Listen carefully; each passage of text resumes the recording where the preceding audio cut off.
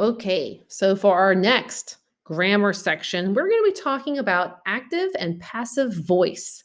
Now, this is not anything to do with punctuation, no commas, colons, semicolons, none of that. This is more about the construction of the sentence, the order of the words in your sentence. And it's really easy, but you'll start to see a pattern. Let's take a look. So again, active and passive voice is about how the sentence is laid out, how it's written. So active voice, the subject is doing something. It is actively doing something. Here's an example. So Billie Eilish sang the new song.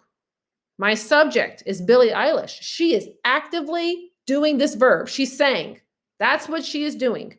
She's in the beginning of the sentence. Billie Eilish sang the new song. Now, let's take a look at that same thought, but in passive construction. So passive voice, something is being done to the subject. So let's see how this looks. So now it looks a little different. The new song was sung by Billie Eilish. So now we have a different subject. We have the song as the subject, and something's being done to that song. Oh, it was sung by Billie Eilish. Notice she moved to the back.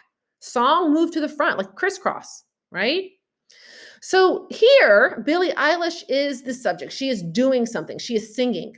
Versus here, the new song is the subject. And unfortunately, the new song isn't doing anything. Something's being done to it, right?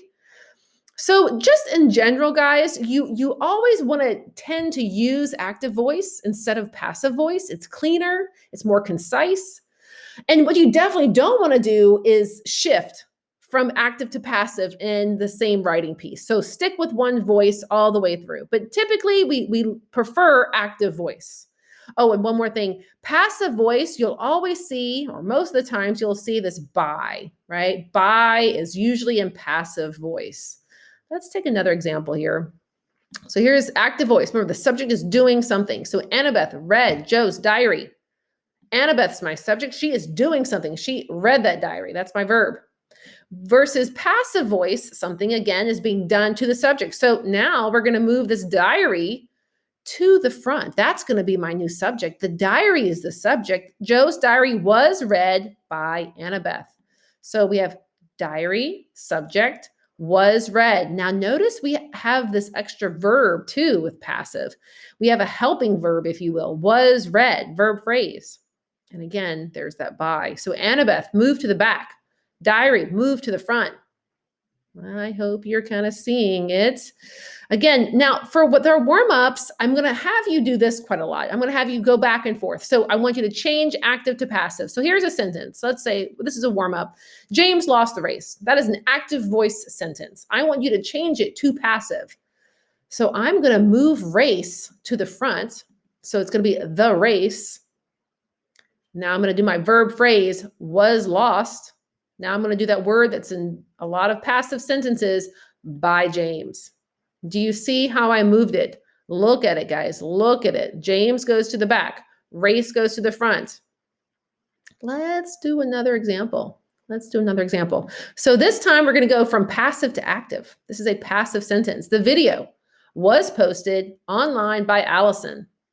So in active voice, I'm going to move Allison. She's going to be my subject who is actively doing something. What did she do? Oh, she posted. What did she post? The video. So I'm going to go, Allison posted a video online, right? That's an active voice sentence. I hope you see that active voice has fewer words. It's cleaner. It's more concise. Concise means short and to the point, right? That's what we want to see. Guys, I hope you're kind of seeing this. Obviously, we're going to practice a lot. Just a little intro here. Thank you.